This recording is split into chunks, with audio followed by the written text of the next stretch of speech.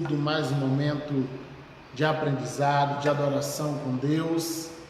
Amém? Muito bom tê-los aqui para esse momento de estudo da Palavra de Deus. Nós que estamos aí em uma sequência das 7 cartas do Apocalipse, e hoje falando da segunda carta, que é a carta à igreja de Esmirna. Estudamos aqui na terça-feira, carta à igreja de Éfeso, e estamos agora na segunda carta, que é a carta à igreja de Esmirna. Amém? Eu quero já notificar aos irmãos que a partir da semana que vem, nós não faremos mais o estudo na terça e na quinta. Nós começamos com esse estudo no meio da semana por conta da quarentena, em que a maioria das pessoas não estavam trabalhando, estavam em casa, e era viável fazer o estudo nesses dias e nesses horários. Com o retorno progressivo e gradual dos trabalhos nas mais diversas cidades, inclusive aqui em Vitória da Conquista, esse horário está ficando cada vez mais inviável, inclusive para os irmãos assistirem. E isso fez com que a audiência dos nossos estudos ele caísse bastante, e nós compreendemos, devido à maioria aí dos irmãos, se não todos, já terem retomado as suas vidas na medida do possível, a normalidade. Então nós fizemos esse estudo essa semana de terça e quinta, e a partir da semana que vem a gente vai ficar com esse estudo no sábado às 5 horas da tarde. Tá bom? Então a semana que vem já não tem estudo na terça e na quinta, a gente retorna no sábado. Assim sendo, as 5 últimas cartas ela vai durar um pouquinho mais do que o calendário que tínhamos previsto, mas para que nós possamos dar essa possibilidade de todos assistirem, de todos participarem dos nossos estudos. Então a partir da próxima semana fica nos sábados às 5 horas da tarde. Essa semana ainda não tem no sábado, porque nós já fizemos o estudo terça, estamos fazendo hoje, tá bom? Então a partir da outra semana a gente vai estar lançando cartazes de divulgação aí ao longo da semana para relembrar isso. A gente mantém o estudo aí aos sábados às 5 horas da tarde, tirando o estudo de terça e de quinta, tá bom? Eu iria fazer o estudo pelo domingo, no domingo pela manhã, mas o pastor Urbano também já está fazendo, tem sido bênção para o ministério, e nós queremos ter essa amplitude aí de opções para que as pessoas possam estudar, tá bom? Então vamos deixar em horários diferentes, dias diferentes, para que todos possam participar, aqueles que quiserem, tanto de um quanto de outro. Então a partir da próxima semana o estudo fica aos sábados, 5 horas da tarde. Amém? Vamos hoje para a carta à igreja de Esmirna, Apocalipse capítulo 2, versículos do 8 ao 11. Apocalipse capítulo 2, versículo do 8 ao 11. Você que ainda não pegou a Bíblia, pega lá a Bíblia, caneta, papel, para a gente estudar junto a palavra de Deus. Diz assim: ao anjo da igreja que está em Esmirna escreve: isto diz o primeiro e o último, que foi morto e reviveu. Conheço as tuas obras, tribulação e pobreza, mas tu és rico. E a blasfêmia dos que se dizem judeus e não o são, mas são a sinagoga de Satanás. Nada temas das coisas que hás de padecer, eis que o diabo lançará alguns de vós na prisão, para que sejais tentados. E tereis uma tribulação de 10 dias, ser fiel até a morte, dar-te-ei a coroa da vida. Quem tem ouvidos ouça o que o Espírito diz às igrejas: o que vencer não receberá o dano da segunda morte. Amém? Então, carta à igreja de Esmirna. Esmirna e Filadélfia foram as únicas cidades que não receberam nenhuma repreensão de Jesus. Foram 2 cidades muito específicas, e a gente já vai entender um pouquinho disso, porque de Esmirna e Filadélfia ter vivenciado isso. E é interessante estudarmos um pouquinho também o conteúdo histórico dessa carta, já visto que ela é tanto histórica quanto profética. Ela é doutrinária para aqueles dias, e ela também é profética para um período que profeticamente entendemos que foi do ano 100 ao ano 312 depois de Cristo. Portanto, aquele período pós-apostólico. Essa carta ela era profética justamente para o período que ia desde a morte do último apóstolo, que era o próprio João, que estava escrevendo essas cartas, até a instituição da igreja através de Constantino em 312, de uma igreja corrompida, paganizada, de igreja idólatra, que nada tinha a ver com a palavra de Deus. E para essa igreja já temos a carta à igreja de Pérgamo para estudar no próximo estudo. Mas historicamente, Esmirna ela foi fundada mais ou menos no ano 3 antes de Cristo por Alexandre Magno. Então era uma cidade que naqueles dias ela era uma cidade nova, mas apesar disso, Esmirna era uma cidade muito rica. Era uma cidade que tinha porto, era uma cidade que concentrava ali também um âmbito comercial muito forte. Ela ficava a 40 quilômetros apenas de distância de Éfeso, e ela usufruía de muito daquelas riquezas que nós já apresentamos aqui na terça-feira, que existia em Éfeso, que era ali uma espécie de quartel-general, de quartel comercial, de centro comercial da Ásia Menor. E Esmirna usufruía de tudo isso por estar na proximidade ali de Éfeso. Então era uma cidade muito rica, e havia ali o culto ao imperador, que era muito forte dentro de Esmirna, e esse paganismo que adorava o imperador fazia com que a população perseguisse muito aqueles que não exerciam tais cultos. Além disso, o judaísmo era uma religião legalizada dentro de Esmirna, e pelo judaísmo ser uma religião legalizada, a cidade encheu de judeus. E por estar cheia de judeus após a destruição de Jerusalém em 70 depois de Cristo, isso fez com que a igreja de Esmirna ela sofresse uma perseguição dobrada. Ela sofreu perseguição por causa do império, por ela não se dobrar ao paganismo, e ela sofreu uma perseguição do judaísmo, dos judeus, das sinagogas, porque ela pregava uma salvação fora da lei de Israel, uma salvação que não era dependente da lei de Israel. Outra curiosidade histórica que é muito importante para a gente entender, a gente estudar aqui hoje, é que a palavra Esmirna, ela significa amargo, ela significa amargura, mas curiosamente ela vem de uma palavra que significa perfume, que é a palavra mirra. Então Esmirna é o amargor ou a amargura que é extraído da mirra, que é extraído do perfume. E o que é mirra? Mirra era um perfume usado para embalsamar corpos, para perfumar corpos de pessoas mortas, obviamente. E como se extraía o perfume da mirra, se esmagava aquela folha, aquela flor e espremia ela até que ela soltasse aquela cauda perfumada, e era assim que se fazia o perfume da mirra, aquele mesmo perfume que aquela mulher derramou nos pés de Jesus. Então observe que a origem, o nome da cidade significa amargura, a origem do nome vem de mirra, que tinha o seu perfume extraído a partir do espremer, a partir do esmagar. E era exatamente dessa maneira que Deus estava extraindo o perfume daquela igreja. Era exatamente dessa forma, Deus estava espremendo, amargando, esmagando aquela igreja. Muitas vezes ela passava por provações ferrenhas, para ter o seu perfume extraído, para que o bom perfume de igreja de Deus fosse extraído daquela comunidade cristã.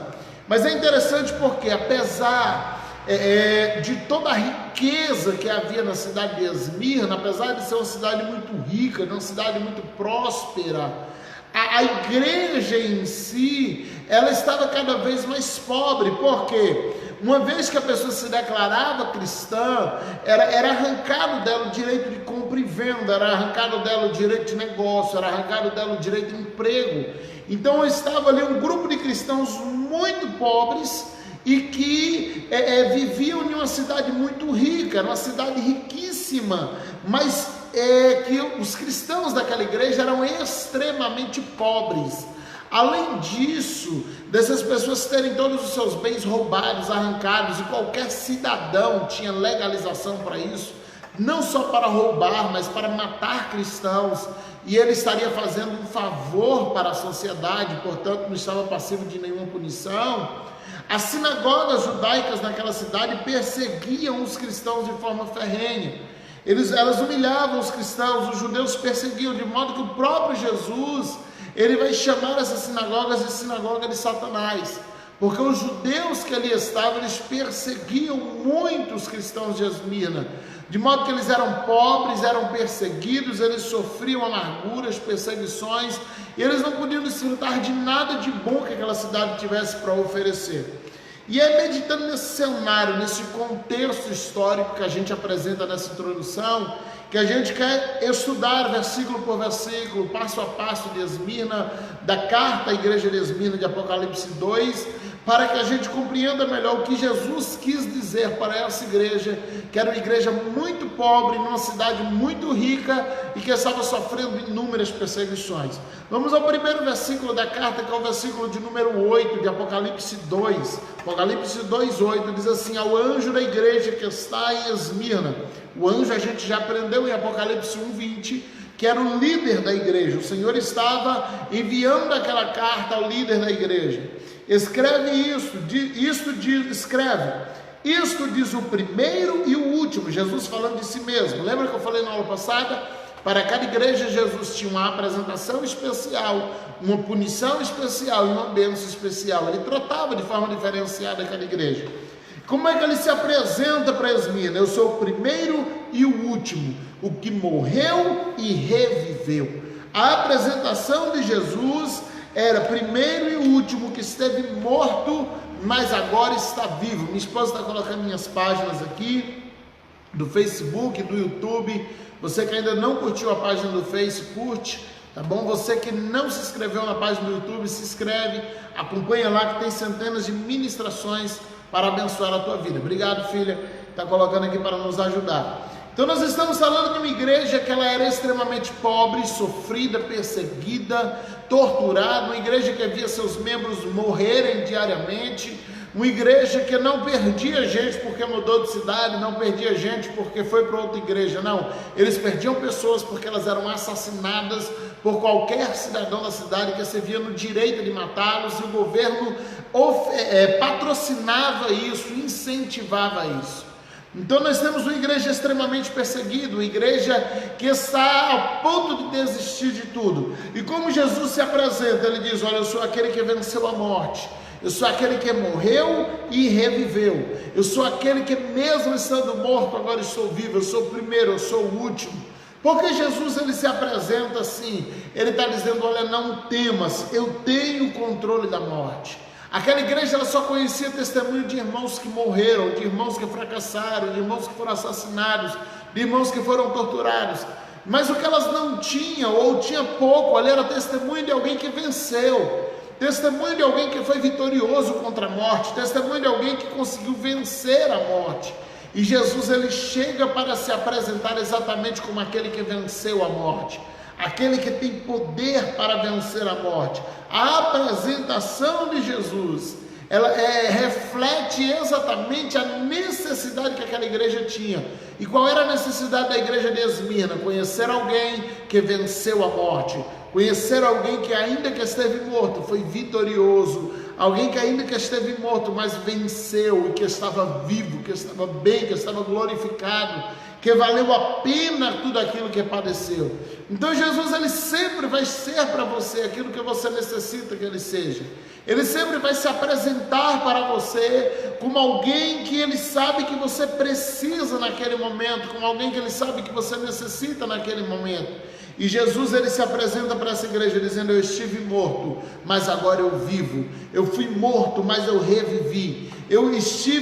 Passei por tudo que vocês passaram, eu fui perseguido, eu fui ferido, eu fui machucado, eu fui maltratado, mas eu venci. Ele traz para aquela igreja uma nova perspectiva, ele traz para aquela igreja uma nova visão, ele traz para aquela igreja uma nova realidade. Não mais a realidade de alguém que perdeu, não mais a realidade de alguém que foi vencido, mas a realidade de alguém que foi vitorioso em meio a toda a tribulação. Versículo 9, a segunda afirmação da carta. Jesus diz: eu conheço as tuas obras e tribulação e pobreza. Jesus não nega a realidade. Ele diz: eu conheço as tuas obras, conheço a tua tribulação e conheço a tua pobreza, mas tu és rico. Olha como Jesus faz um paradoxo. Eu conheço tuas obras, tua tribulação e tua pobreza. Ele diz: eu sei que financeiramente vocês são pobres, mas vocês são ricos. E aí ele completa dizendo: conheço também a blasfêmia dos que se dizem judeus e não são, mas são a sinagoga de Satanás. Então é interessante porque Jesus ele não olha para aquelas pessoas a partir do que elas viam, do que era visível aos olhos humanos, Jesus olhava para as finanças daquelas pessoas e dizia: vocês são muito pobres. Olhava para a despensa daquelas pessoas e dizia: vocês são muito pobres. Mas quando ele olhava para o tesouro que essas pessoas tinham no céu, para os galardão que essas pessoas tinham no céu, ele dizia: vocês são ricos. Eu sei da pobreza humana, mas vocês possuem uma riqueza espiritual que nem mesmo vocês conhecem, nem mesmo vocês sabem. Ele diz: eu sei da tribulação que vocês estão passando, eu sei da pobreza, eu sei da obra que você não para mesmo em meio à tribulação, mas vocês são ricos. Vocês possuem um tesouro no céu, vocês possuem uma riqueza no céu, que não pode ser roubada, que não pode ser corrompida, que não pode ser enferrujada, que não pode ser destruída pela traça, não pode ser destruída pelo ladrão. Então Jesus diz: olha, eu sei da tua pobreza, eu sei das tuas fraquezas, eu sei das tuas limitações, eu sei das suas dificuldades, mas vocês são ricos. Jesus, ele fecha isso. E já falamos sobre isso aqui, o mais e o porém. Ele tem um poder muito importante, porque tudo que vem depois de um mais, de um porém, ele é mais poderoso do que o que veio antes. Tudo que vem depois de um mas, de um porém numa frase, ele tem o poder de anular o que foi dito antes. Então quando Jesus diz: mais tu é rico, ele está dizendo: essa riqueza é mais poderosa do que a sua pobreza. Essa riqueza, ela pode anular a sua pobreza, porque é uma riqueza eterna, é uma riqueza celestial, é uma riqueza duradoura, é uma riqueza que vai viver eternamente, vai estar eternamente com você. Então, queridos, a nossa pobreza, os nossos sofrimentos terrenos, eles não se podem comparar com a glória que está reservada para o povo de Deus, com a glória que será revelada em nós, em nome de Jesus.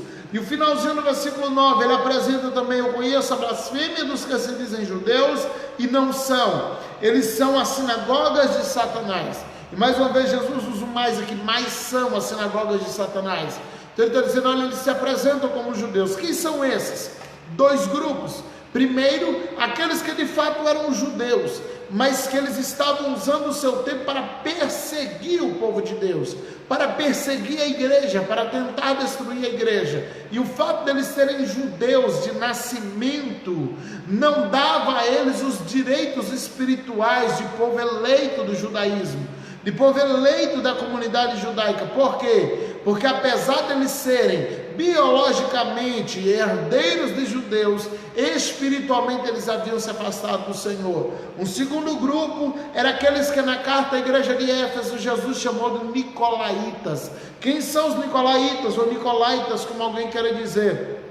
Os nicolaítas eram aqueles que, mesmo sendo gentios, eles se apresentavam como judeus de Jerusalém, para que as igrejas, os pastores, deixassem eles pregar nos púlpitos, e assim eles pudessem disseminar heresias no meio da igreja.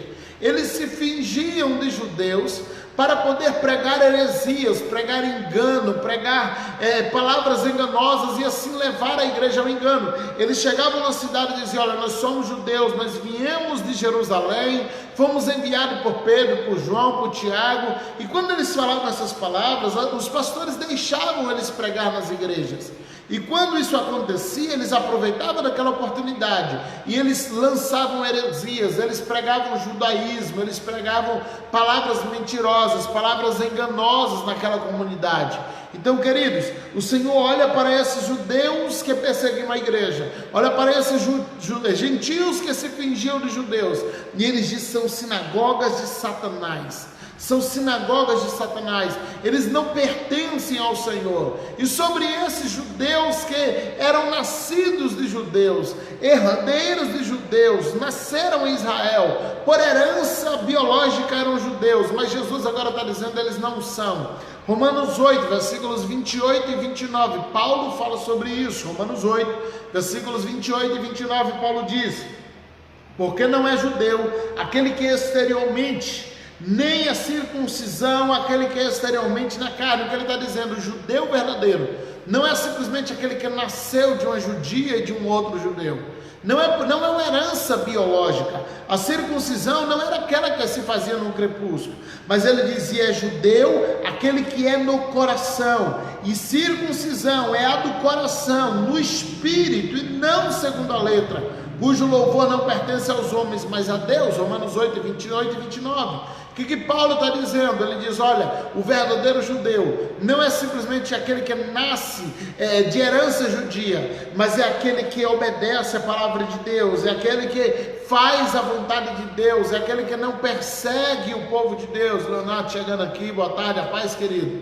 Amém? Então, queridos, o Senhor, ele tinha um senso muito forte. Por isso Paulo, ele vai falar em Gálatas 6, versículos 12 e 13, também 1 Timóteo capítulo 1, versículos 3 e 4, Apocalipse 2:2, Jesus fala dos nicolaítas.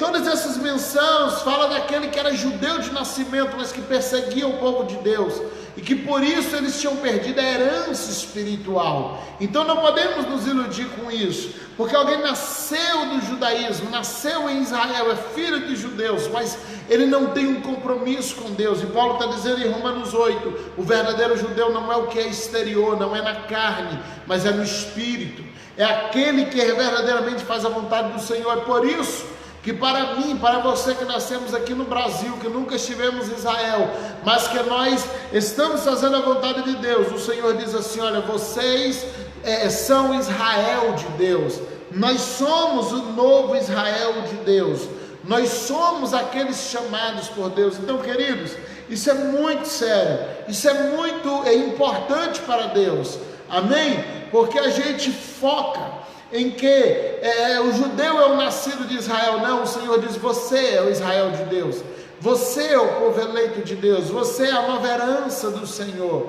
Então o Senhor diz: esses que ainda que nascidos lá, mas estão perseguindo o povo de Deus, são sinagogas de Satanás, está trabalhando para o diabo e não a Deus. O próprio Jesus falou isso. Jesus chega para um grupo de judeus que falava: nós temos por pai a Abraão, porque somos judeus, nascidos de judeus.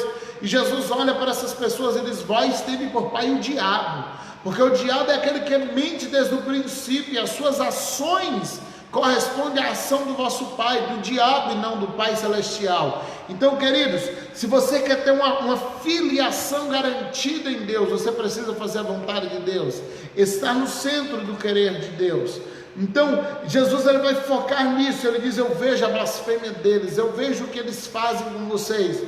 Vocês podem estar olhando e dizendo: não, o Senhor não está vendo, o Senhor não está fazendo nada, o Senhor não está agindo em meu favor. Mas o Senhor diz: eu estou agindo, eu estou cuidando, eu estou vendo tudo no tempo certo. Eu vou tratar, eu vou cuidar, eu vou zelar, eu vou fazer aquilo que é necessário. Amém? Versículo 10, e aí nós vamos dividir o versículo 10 aqui em duas partes. Amém? É um versículo bem grande, que diz assim: nada temas das coisas que hás de padecer, eis que o diabo lançará alguns de vós na prisão, para que sejais tentados, e tereis uma tribulação de 10 dias. Então o Senhor vai dizer assim: olha, primeiro, não temas o que hás de padecer. A igreja está sofrendo, a igreja está padecendo, e Jesus está dizendo: vai vir mais. Não tenha medo, porque vai vir mais sofrimento, vai vir uma perseguição. E é interessante que essa é a única, junto com Filadélfia, são as duas únicas igrejas que Jesus não faz nenhum tipo de exortação. Por que Jesus não faz nenhum tipo de exortação para Esmirna? Porque era uma igreja que estava sendo perseguida, uma igreja que estava padecendo, uma igreja que estava sofrendo. E, meu irmão, aonde tem sofrimento, perseguição, aonde tem exemplo o que Esmirna viveu aqui, a China está vivendo agora, onde está tendo perseguição, morte, cristãos estão sendo mortos, eles entram em casas e matam as pessoas, filhos na frente do pai, esposa na frente do marido. E aonde tem um ambiente desse, não tem espaço para crente falso. Aonde tem um ambiente de perseguição, não tem espaço para crente frio, para crente mais ou menos, crente indeciso. Não tem como ser. O crente indeciso, ele abandona a igreja no primeiro dia. O crente que não está firmado em Jesus, ele abandona a igreja no primeiro momento. Então por que Jesus não exorta essa igreja? Porque em um ambiente de perseguição só fica na igreja quem já é fiel.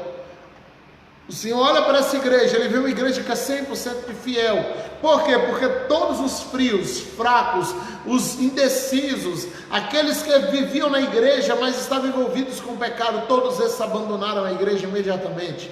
Eles não ficam na igreja, porque quem vai sofrer perseguição, sofrer tortura, sofrer morte, por algo que ele não acredita realmente? Então, quando Jesus escreve essa carta, essa igreja já está filtrada, ela já está peneirada, ficou exatamente quem devia ficar, quem fazia parte de uma vida com Deus. Então o Senhor não perde tempo fazendo exortação, porque os errados abandonaram a igreja, ficaram os fiéis. Por isso não há exortação na igreja de Esmirna, porque no ambiente de perseguição só fica quem é crente de verdade. No ambiente de perseguição só fica quem é sério. Amém? Então o Senhor ele não perde tempo fazendo exortação, mas ele vai dizer: olha, para vocês que estão aí, está chegando uma nova perseguição, não temas, porque vocês ainda vão padecer. O diabo vai lançar alguns de vós na prisão. Não é Deus que persegue o cristão, não é Deus que mata o cristão, não é Deus que faz o cristão sofrer, é o diabo. E ele está dizendo: o diabo vai lançar alguns de vós na prisão. Para quê? Para que sejais tentados, para que vocês sejais perseguidos. Entenda isso: Deus não tenta ninguém, nem de ninguém é tentado. Quem tenta é o diabo. O Senhor ele nos prova, é diferente. Não confunda provação com tentação, provação com luta.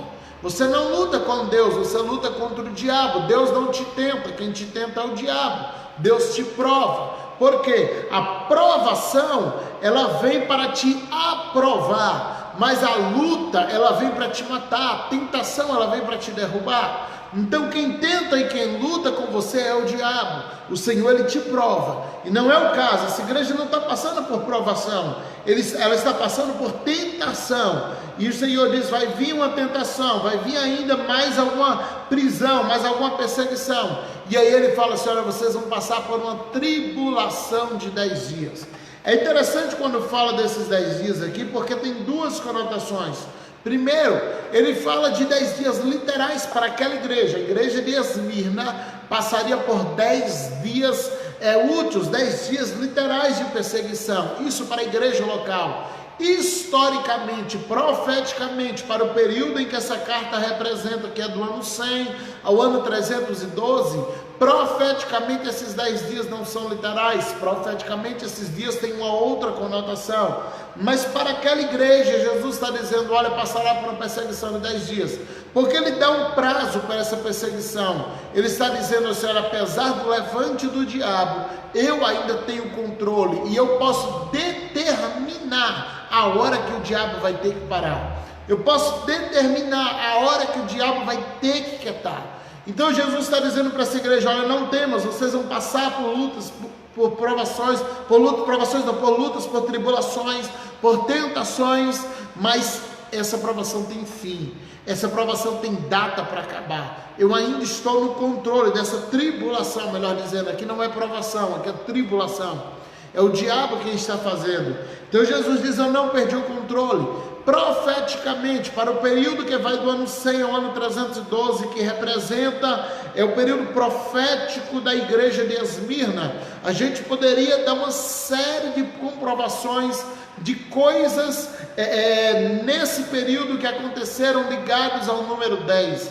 Uma série de coisas, mas eu quero destacar aqui 3 que são importantíssimas e mais relevantes para o cumprimento dessa profecia nesse tempo profético. Por 10 vezes, nesse período de 212 anos, a que essa carta representa profeticamente, imperadores romanos decretaram livre perseguição à igreja. Foram 10 decretos que houveram dentro desses 212 anos. E o que é uma livre perseguição? Qualquer pessoa, qualquer cidadão estava no direito de perseguir, de roubar, de matar, de ferir, de fazer o que quisesse com alguém que se declarasse cristão. Então todo cidadão do Império Romano estava livre para fazer o que quisesse contra os cristãos. 10 decretos foram dados nesse tempo. Outro detalhe que chama a atenção nesses 212 anos: o imperador mais ruim, aquele mais perseguidor, o mais mau que houve na história de Roma, foi um chamado Diocleciano, que ultrapassou o próprio Nero, que era considerado o pior da época. E Diocleciano, ele também comandou aquele império por 10 anos. A gente vê mais um cumprimento profético para essa palavra de uma tribulação de 10 dias. O pior, o que mais perseguiu a igreja, ele teve um império, um comando de 10 anos. Portanto, aquela profecia, ela tinha uma profecia, um cumprimento literal, e que reformula a pergunta aqui que eu não consegui entender. Ela tinha um cumprimento literal para a igreja de Esmirna, que eram de 10 dias, e ela tinha um cumprimento profético para o período que representava a igreja de Esmirna, que vai desde a morte do último apóstolo, que é o apóstolo João, até o ano de 312, quando Constantino transforma a igreja em uma igreja constitucional, na igreja do império. Mas a Isabela colocou aqui qual é o pedidos que os 10 dias representa. Por favor, reformula. Eu acredito que o corretor ortográfico possa ter o período que os 10 dias representam. É justamente isso que estamos falando. A carta à igreja de Esmirna, ela vai profeticamente do ano 100, ela vai da morte do apóstolo João até o ano de 312, quando Constantino transforma a igreja numa igreja prostituída, e aí entra a carta da igreja de Pérgamo no período profético. Então ela tem 212 anos. Nesse intervalo, 10 imperadores decretaram livre perseguição. Nesse intervalo, Diocleciano assumiu por 10 anos o império e foi extremamente mau. Nesse mesmo intervalo, 10 imperadores passaram pelo Império Romano e todos eles perseguiram a igreja. Então a gente observa que poderíamos aplicar esses 10 dias a muitas esferas, muitas coisas. O período de anos que os 10 dias não é literal. Nesse caso profético não é como as 70 semanas de Daniel, que as 70 semanas de Daniel tinha um período específico de anos a se cumprir, tá bom? Mas nesse caso aqui não é literal. Não tem como descrever esses 10 dias representava 10 anos, ou representava 10 meses, ou representava 100 anos. Não há como descrever. Apenas minha mãe colocando que chegou aqui atrasado, mas chegou. Então não era um período literal, não tem como determinar essa profecia de forma literal. Há de se saber assim, que na igreja de Esmirna, naquela igreja local, lembra do que eu falei na primeira aula? As cartas, ela tem um duplo cumprimento. O primeiro é o cumprimento literal daquelas igrejas que existiam naquelas cidades. Então naquela igreja, acredita-se que houve uma perseguição final de fato 10 dias de 24 horas. Então em Esmirna houve 10 dias de 24 horas de perseguição. Profeticamente, esses 10 dias eles ganham outra conotação, eles ganham outro sentido. Então não dá para a gente determinar o certo se todas essas profecias, de todos esses acontecimentos ligados ao número 10 foram cumprimentos desses 10 dias, ou se apenas um deles cumpria essa profecia. O fato é que nesse período de 212 anos em que se cumpriu a igreja de Esmirna, acontecem vários acontecimentos, surgem vários acontecimentos de perseguição à igreja, sempre ligados ao número 10. Então a gente percebe que houve o cumprimento, seja já ter a gente compreendido isso ou não, mas houve um cumprimento dessa profecia naquele período de cumprimento profético. O Senhor não prometeu livrar a igreja daquela tribulação. É interessante porque o Senhor, ele sabe que o diabo está se levantando, e ele não promete livrar nem da perseguição e nem da morte, mas ele está ali do lado dizendo: eu vou estar com vocês, eu vou andar com vocês, eu vou caminhar com vocês, eu vou te dar forças. E é por isso que ele começa dizendo: eu sou aquele que estive morto e revivi, eu venci a morte. E aí ele fecha aqui com o finalzinho do versículo 10 e o versículo 11, que fecham essa carta, dizendo assim: ser fiel até a morte e dar-te-ei a coroa da vida. A primeira promessa é ser fiel até a morte. Vocês precisam ser fiel mesmo que morram, mas não negue o meu nome, e eu vou te dar a coroa da vida. Não é uma coroa de ouro, não é uma coroa de prata, não é uma coroa de bronze, não é uma coroa de vida, uma coroa eterna. Ele não está falando, tem muita gente que lê essas passagens de coroa da vida, coroa da salvação, ele interpreta que lá no céu vai estar tudo com coroa na cabeça. Queridos, a Bíblia fala dessas coroas no sentido de prêmio. Por que fala de coroa? Porque naquela época as corridas, os campeonatos, os atletismos, os esportes premiavam as pessoas com uma coroa de louro. Talvez se a Bíblia fosse escrita em nossos dias, Jesus diria assim: olha, ser fiel até a morte, e eu te darei a taça da vida, ou te darei a medalha da vida. Por quê? Nos campeonatos dos nossos dias, qual é o prêmio? É uma taça e uma medalha. Então, nos nossos dias, Jesus diria: olha, eu te darei a taça da vida, eu te darei a medalha da vida. Mas Jesus está escrevendo em um contexto histórico em que o prêmio por uma competição era uma coroa de louro, e por isso todas as premiações Jesus vai usar sempre o nome coroa, coroa da vida, coroa da salvação, coroa eterna. Ele vai sempre usar coroa. Então as pessoas interpretam o quê? Que nós estamos lá no céu, todo mundo vai usar coroa. No céu só tem um rei, e esse rei é Jesus. Amém? Então quando ele fala de coroa na Bíblia, está falando de premiação, de galardão, de recompensa, que naquela época era uma coroa, hoje é uma taça e uma medalha. Então a gente precisa entender isso dentro de um contexto histórico, para a gente não criar a heresia de que lá no céu vai estar todo mundo de coroa, e aí todo mundo vai ser rei. Queridos, rei é só Jesus. Amém? Então quando Jesus fala de coroa da vida, ele está dizendo da premiação da vida, da recompensa da vida. Ou seja, eu te darei a vida eterna. Vocês podem morrer aqui na terra, que lá no céu eu te garanto a vida eterna. Apocalipse 21:5, ali não haverá morte, não haverá dor, ali não haverá pranto, nós estaremos eternamente com Cristo.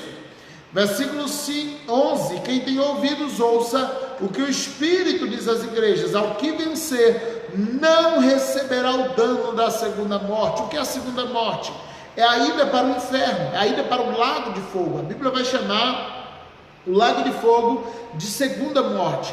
Então Jesus está dizendo assim: se você não negar meu nome, se você morrer por amor a mim, se você sofrer a tribulação por amor a mim, eu te garanto que você não tem risco de perecer, você não tem risco de ir para o inferno, você não tem risco de ir para o lago de fogo, porque eu te garanto a vida eterna, eu te garanto salvação, eu te garanto que o lago de fogo não é uma possibilidade para você. Então, queridos, a igreja está passando por muita perseguição. Eles só conhecem um cenário de morte. Jesus diz: eu sou o que foi morto e revivi. Ele está dizendo: é possível vencer a morte. E qual é a premiação que ele dá para a igreja que só conhece cenário de morte? Primeiro, eu te dou a vida eterna. Segundo, vocês não vão passar pela segunda morte. Então Jesus ele vai sempre se apresentar e oferecer uma premiação que tem a ver com a realidade da igreja.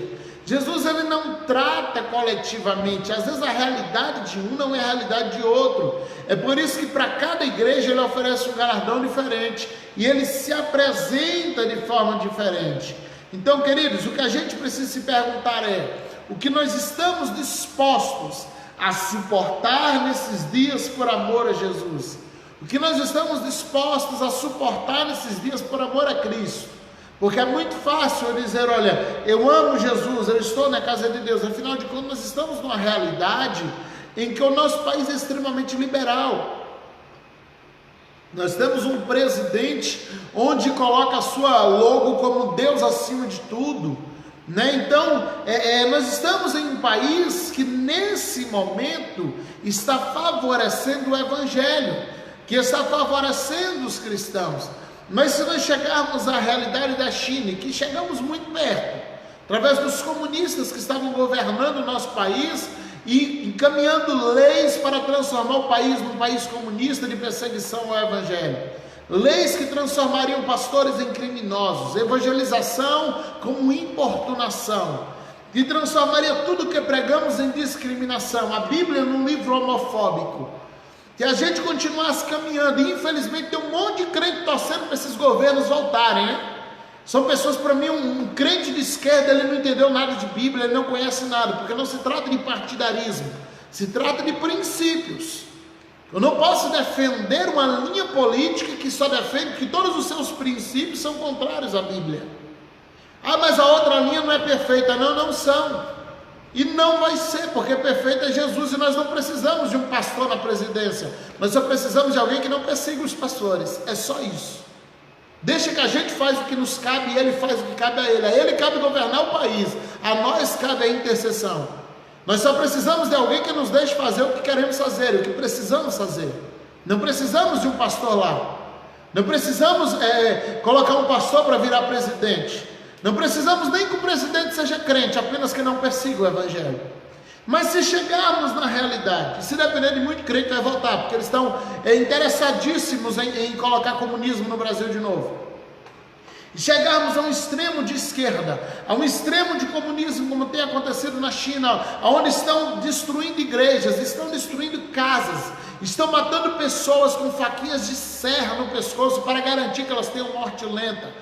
Uma realidade como a da Índia, que pega uma pessoa cristã e coloca sentado no meio de uma rua, e qualquer pessoa tem autorização para isso, e acende fogo em galhos para garantir que aquela pessoa tenha uma morte demorada.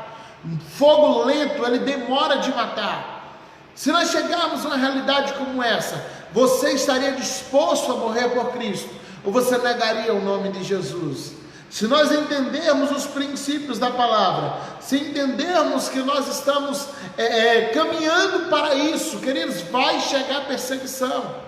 Todos esses vírus que estão lançando no mundo, a ONU agora já começa a soltar suas asas, né, e mostrar, dizendo, não, os vírus estão mostrando que precisamos de uma liderança mundial. Então tudo isso é preparação para o governo do anticristo. Vai haver a última perseguição antes do arrebatamento, vai haver a última tribulação antes do arrebatamento. Para que isso, pastor? Para peneirar, para descobrir quem é e quem não é, quem está firme e quem não está. A questão é você passar no teste. Se começar a perseguição hoje, se começar a tribulação hoje, se tirarem a Bíblia hoje, como a Isabela colocou no instante, você está firme em Jesus, você conhece a Bíblia para poder sobreviver sem ela em sua mão. Queridos, a gente precisa ter isso em mente, a gente precisa pensar nessas coisas. A gente está num ambiente nesse momento que a gente ficamos aí 70 dias, pelo menos aqui nossa igreja ficou 70 dias fechados, só tínhamos o culto online, e muitos irmãos nem o culto online estavam assistindo. Até hoje muitos irmãos que não estão podendo vir para a igreja, não estão assistindo nem o culto online. Se chegar um momento que nem esse culto você tiver, como você vai sobreviver na fé? Se chegar um momento que nem essa transmissão a gente poder fazer, como na China hoje, já se fiscaliza tudo que é transmitido na internet. Os sites do exterior são bloqueados para garantir que essas pessoas não assistam nada de fora. Cristãos que foram mortos porque sua internet detectou que eles estavam assistindo culto online de outro país. Sabe, a Bíblia diz que nos últimos dias irão vagabundos de um lado para o outro. Vagabundos aqui não fala de desocupados, mas fala de pessoas que vagam, pessoas que caminham de um lado para o outro procurando a palavra de Deus e não vão encontrar porque ela será tirada. Isso é profético, isso vai acontecer. A questão é quando isso acontecer, quando a palavra for tirada, quando tudo for nos arrancado, que a gente não tiver nada mais nas mãos, e você necessitar unicamente do que você tem guardado no teu coração, o que você tem no teu depósito, o que o Senhor vai poder usar aí do que você carrega, o que você carrega hoje, queridos. Você está com sua Bíblia em casa, você não pega ela para ler, você não liga para ela, você não se importa com ela, mas você não tem ideia de que um dia você vai desejar ler essa Bíblia e não vai poder. Um dia você vai desejar ter essa Bíblia e não vai ter, porque as perseguições chegam, as perseguições batem a porta. Então, queridos, não se iludam, não se enganem. A perseguição vem, a tribulação vem, as lutas vêm, mas nós precisamos estar firmes em Jesus. Aquele que vencer, aquele que for até o fim, não verá a segunda morte. Aquele que for até o fim, não passará pela segunda morte. Aquele que for até o fim vai ganhar a vida eterna. Aquele que for até o fim vai ganhar a coroa da vida. Então que nós estejamos prontos. Ah, pastor, já que tem que cumprir a profecia, eu vou colocar um monte de comunista no poder. Não. Nós não precisamos antecipar as coisas, deixe que elas se cumpram no tempo de Deus. Nós não precisamos cooperar contra o Evangelho, pelo contrário, nós lutamos a favor do Evangelho. Nós militamos no exército de Cristo e precisamos militar a favor de quem está defendendo o ministério de Cristo, a verdade de Cristo, o exército de Cristo. Então nós precisamos entender isso. Minha esposa está colocando aqui: a liberdade que temos aqui no Brasil, infelizmente, faz com que muitos irmãos vivam uma vida sem compromisso. Não sabemos que em muitos lugares no mundo, muitos irmãos desejariam ter o privilégio que nós temos de cultuar, de ler a Bíblia e falar do amor de Deus. Irmãos, tem lugares aí que as pessoas fazem fila para ler um versículo. Não podem ler mais do que isso, porque a fila precisa andar, e às vezes o país inteiro só tem uma Bíblia, que fica no museu, e as pessoas vão lá para poder ler um versículo, e as filas são enormes. A gente tem uma Bíblia inteira em casa e a gente não se importa com ela. A gente tem uma Bíblia inteira em casa, a gente não liga para ela. Muitos têm 3, 4 Bíblias e não leem, não estudam, desperdiçam a oportunidade de estudar. Então fica firme em Cristo, que no meio das tribulações, que no meio das lutas, que no meio dos problemas, você se mantenha firme em Jesus, você se mantenha sempre ativo em Cristo, e que nada afaste do amor de Deus, que nada afaste Jesus do teu amor, porque isso que é o mais importante. Você ame a Jesus acima de todas as coisas. Nós estamos chegando ao finalzinho do nosso estudo de hoje, né? Foi um estudo rápido. A carta de Esmirna é uma carta pequena.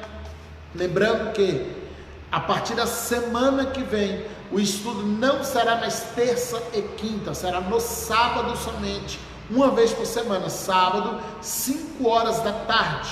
4 horas tem o estudinho das crianças, a escolinha das crianças com a irmã Thalita, na página da IPRG de Dina Borges, e às 5 horas em ponto a gente entra com o estudo bíblico aos sábados, amém?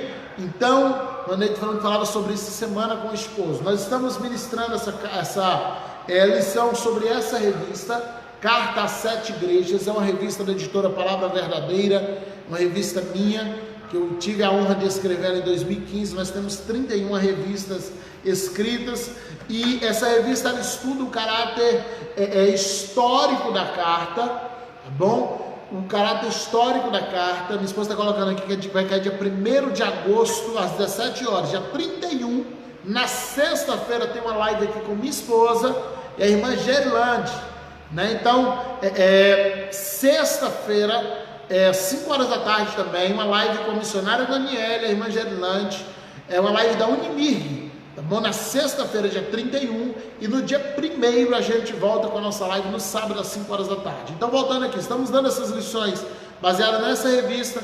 Ela retrata o caráter histórico dessas cartas para aquelas igrejas, e também sobre essa revista que foi lançada na sequência, que é a História da Igreja, que ela revela o caráter profético das cartas. Então essa estuda o caráter histórico das cartas, como era a realidade daquelas cidades, e essa estuda o caráter profético das cartas. São 2 revistas que lançamos em sequência em 2015, tá bom? E que abençoou muito nossa igreja aqui, essa no primeiro trimestre, no segundo. Para você que mora em Vitória da Conquista e queira comprar essas revistas, entre em contato com a minha esposa, ela que acabou de colocar minhas páginas aí, Daniele Santos, tá bom? E saiba como adquirir as suas 7 cartas, caráter histórico e caráter profético das cartas, 7 cartas do Apocalipse, História da Igreja. São 2 revistas que nós lançamos aqui há alguns anos atrás, dentre as 31 que nós lançamos, e que para você que mora em Conquista está à sua disposição. Entre em contato com ela e saiba como adquirir. Para você que está fora, eu não tenho como enviar, porque infelizmente por essa pandemia aí, subiram muitas coisas, a entrega está comprometida e os preços triplicaram.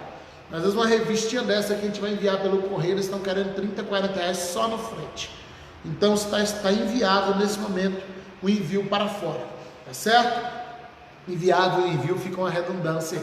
Então na semana que vem não tem estudo nem terça nem quinta, nós retornamos aos sábados, 5 horas da tarde, amém? Minha esposa tem uma live na sexta, dia 31, com a irmã Gerilândia, uma live da Unimirg, e no sábado eu retorno com os nossos estudos Carta à Igreja de Pérgamo, e aí vai ficar fixo todo sábado, 5 horas da tarde, porque estamos mudando. Falei no início, mas muita gente chegou do meio para o final, porque nós iniciamos esses estudos em um período que estava todo mundo em casa, as empresas estavam fechadas, ok? Então até o dia 1º de agosto, às 17 horas, aqui na página do pastor Geisel Santos, olha esse pedido aqui, né? Até dia 1º, estamos lá.